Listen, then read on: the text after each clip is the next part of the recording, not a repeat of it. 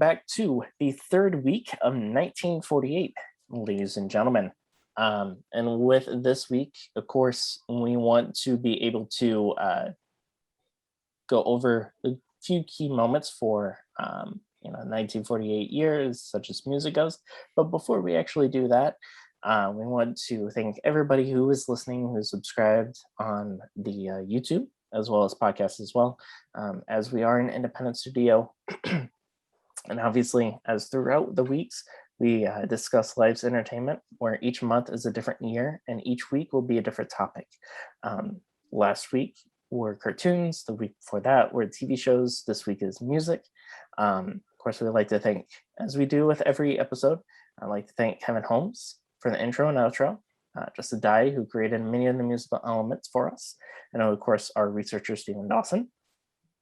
As I've previously mentioned it on the other podcast, we are officially on iHeartRadio, as well as Stitcher, Apple Podcasts, Spotify, the Google Podcast, Amazon Music as well. So many of the other podcast platforms. In order to support us, we would like for you to go ahead and hit the subscribe button, follow us on the podcast platforms, or you could, of course, go to the Cavalier Family Shop and purchase a shirt, where, of course, all proceeds go towards the independent filming, this podcast, and many more things. So with that out of the way, let's go ahead and jump back in time to 1984. Back in time. All right, so if you're still with us, we are here this week to discuss the top music of the 1948 year, which, of course, Stephen is going to go ahead and take it away. Yeah. So let's start off with Buttons and Bows. Where are we at? Let's make sure it sounds good.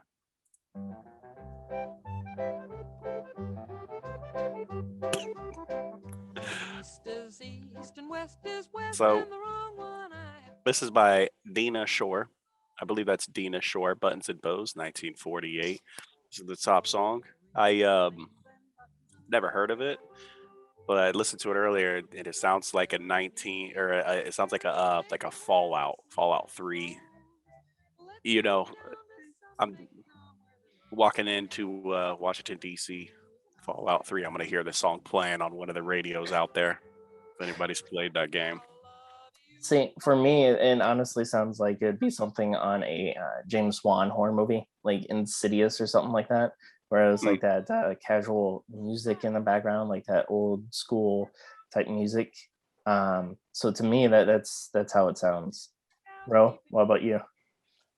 It does. I mean, I like it. I like all types of. Yeah, I like all types of music. So like, it sounds real. Not, I wouldn't say classical, but it fits the era. Like, that's something like, if you like, if anybody has played the game Mafia. A little bit. Yeah, like I feel like that's one of the songs that you would actually hear on there. Okay, I mean that's fair comparison. It's a short song too. It's almost done. How long is it? 2 minutes and 5 seconds for a minute. Hey, recording times were steep then. Oh yeah, even more steep than it is now. It's like, yo, you got $500? I get you like two and a half minutes. The whole band's playing there when you're in the middle singing. Hey, and you got like 3 times to get it right. You mess up the first 2 times, hey. That's another $500. Yeah, facts. I forgot who. I think it might have been one of the Beatles. Yeah, it was Ringo. That was talking about how when they're doing recordings and stuff in the music, like McCartney would always have like music at the ready, but what they would have to do, which is I guess different than now, he said that what they would do back then was rehearse the music, so in that way when they go into the studio they can lay it down like 1 or 2 takes and they good to go, because exactly what you're saying, Ro, is how expensive it was. So it's cheaper for them to do the practice outside of the studio, and once they get into the studio, then they just lay it down. Mm-hmm. So number 2, we got the one person I've heard of before, which is Nat King Cole and Nature Boy. Ric Flair? Woo! A very strange, enchanted boy. They say he wandered very far over land and sea. Very smooth. Yeah, Mhm. yeah, I would say Never so. got into the music, but I've definitely. I mean, I don't know if who hasn't heard of Nat King Cole. Well, a lot of this music stuff gets played during Christmas. Okay, yep, that's right. So he did a lot of the Christmas music that we know now. That song kind of reminds me of something that you would maybe Casablanca, possibly. Maybe around Funny that time story period. about Casablanca. Never seen it. Ro? Oh, of it.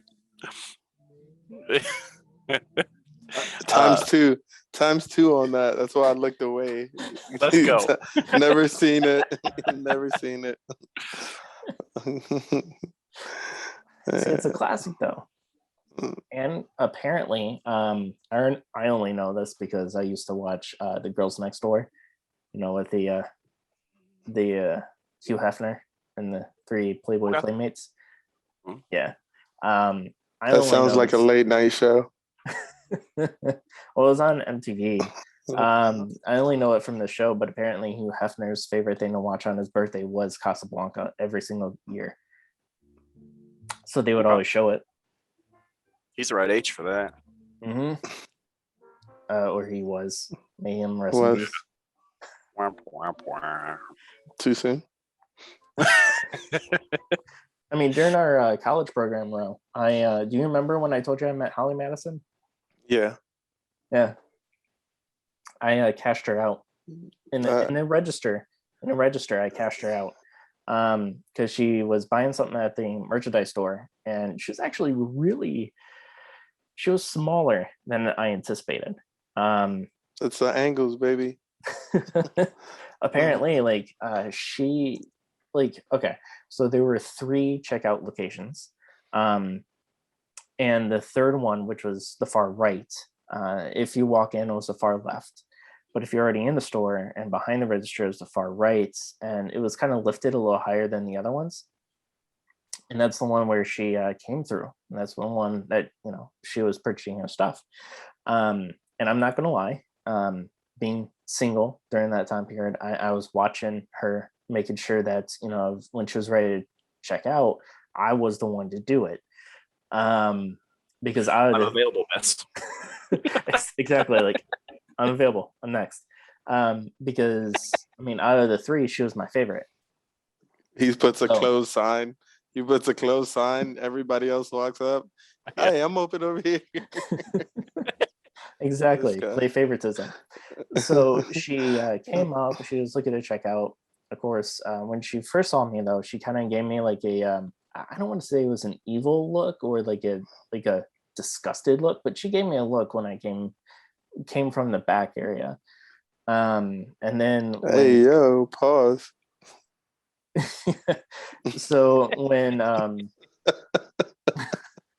right, now I get what you're saying.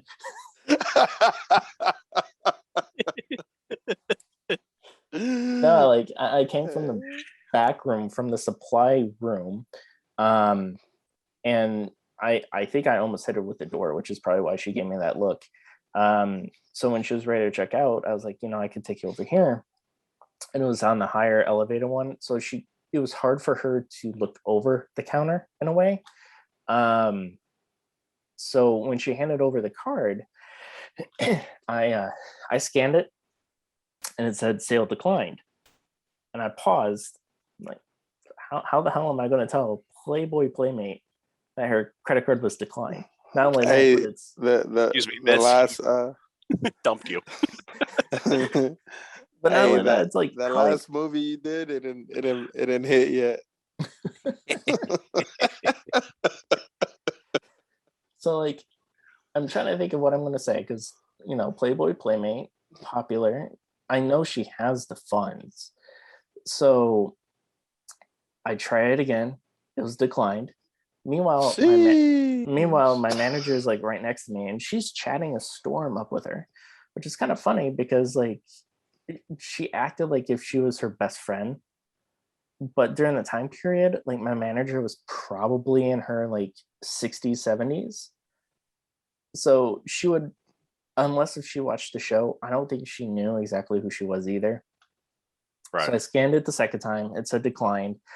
I looked at my manager. I looked at her, and they were just talking. And then my manager said, "Yeah, no, we're just checking it out here." And then she looked and she saw it was declined. And then she looked at me and it's like,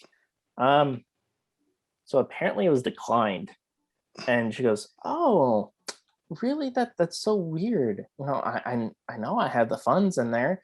In my back of my mind, I was like, "Yeah, so do I." So my leader was like, "Hey, have you been using this card throughout your whole visit? Because back then we didn't have the match bands where you could just charge to the room automatically." And she goes, "Yeah, I've been using this card all day." She's like, "Oh, it's probably the fact that you spent so much during the parks and stuff like that. Like, it's probably that fact."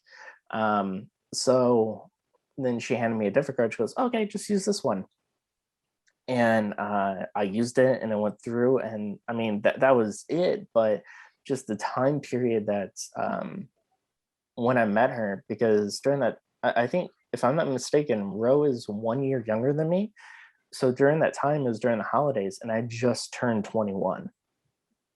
So you have this 21-year-old college kid right in front of a Playboy Playmate trying to cash her out, and then the card gets declined. Couldn't be me. I've been like, "Yo, Miss Madison, I don't know what's going on, but your card is not going through." I got you. Don't worry. Hey, be like, "Hey, if there's some way that you need to, make this charge magically go through, I mean, we could work out the details, but right now you are not pushing P." Maybe photo opportunity, selfie. No, Maybe call up an ex-girlfriend of mine and say like, you and I are dating, just to have like a little in your face type moment. But you don't have to though. You don't have to. "Oh, you have a different credit card? Okay, I'll just try that instead. Thank you." Damn. Shit. All right. So who's next? All right. So next we have Art Mooney with "I'm Looking Over a Four-Leaf Clover." Give it a look. That's my jam.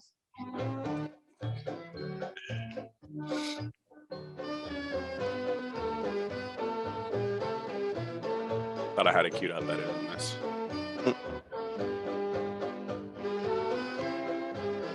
All right, hold on.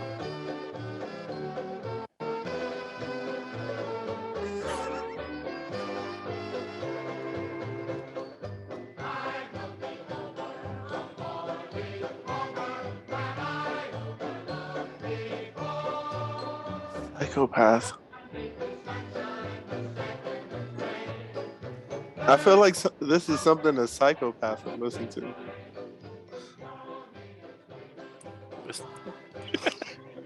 Okay. This is what I wake up to every day. Yeah, he never does a solo. He's just got the kids in the background, or they sound like kids.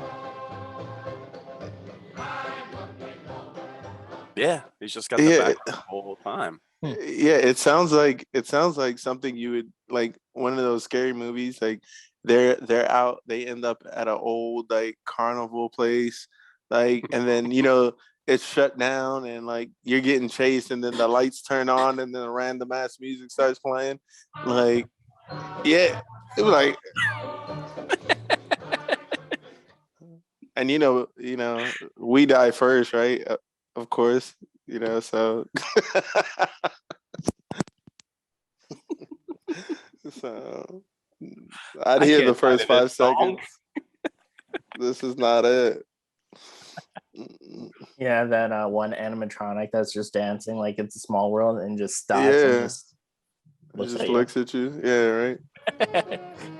And he has to have the fucking clashing symbols and shit. Oh, jeez.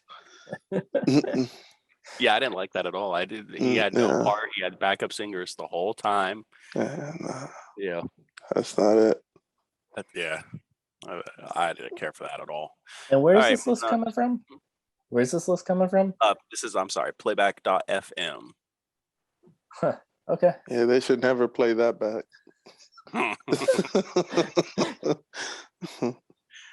So next we got A Tree in the Meadow by Margaret Whitting.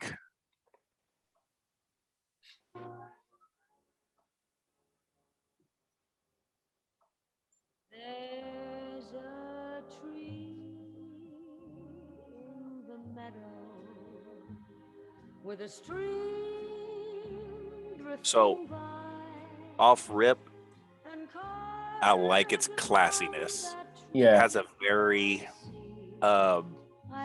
going to a soiree, like a high-end tux, kind of dress up nice and eat with the 5-course meal, and this is playing low in the background.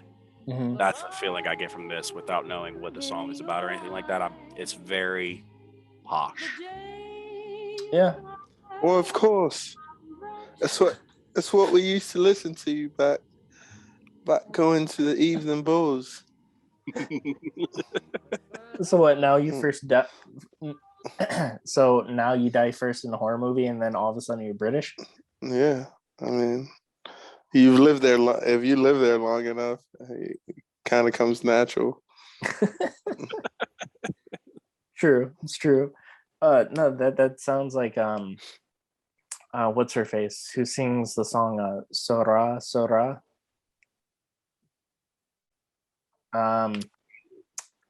I know you guys are looking at me like, what the hell are you talking about?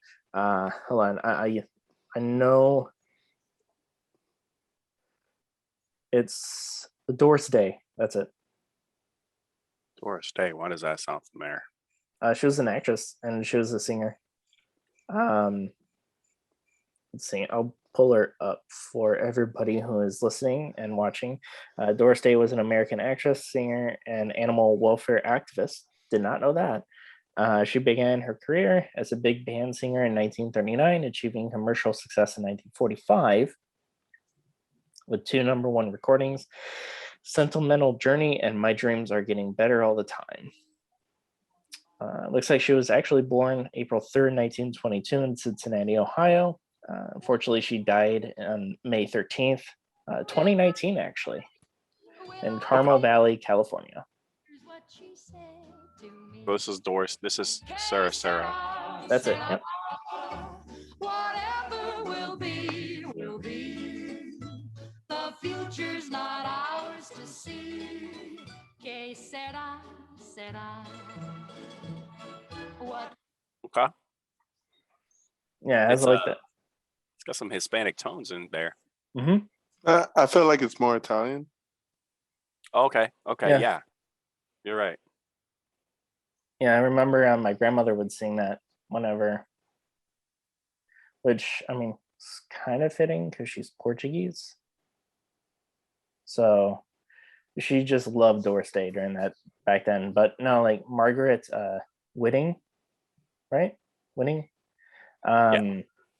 Like her song, that's what it reminds me of, is that one. Like that very formal, that very delicate, that very, mom singing to her kids, like Mary Poppins, Right? Mm-hmm. Type feel. That's what I got from it. All right. The next one is Ballerina by Monroe.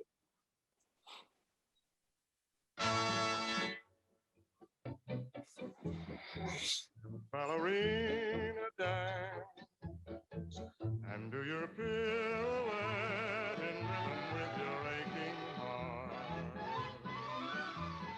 Dance, ballerina, dance. Sounds older than 1948. A little bit, yeah. A dancer has to dance the part. I feel like that's a yeah, that sounds much older than 48. What was the other one? Like the Nat King Cole one. Like those two have a very older sounding. I wonder if like either one of these are like remastered or but yeah, this is his number one song. Once you said his love must wait its turn. You wanted fame instead. Never heard of it, never heard of him. Yeah, neither have I. That's interesting though.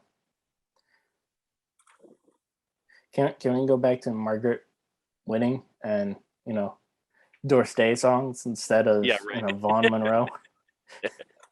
And let's stay clear of Mr. Four Leaf Clover. Oh yeah. Yeah, I'm out of that. Jeez. No, Crap. thank you. All right. And with that actually brings us to the end of this episode. Stay tuned for next week where we discuss the top grossing movies of 1948. And with that in mind, if there are any years that you would like us to discuss, like to bring up and, kind of go over, just let us know in the comments, or, you can always shoot us a message on social media. You could tag us in a Twitter, in a tweet. And with that in mind, you guys have a wonderful day.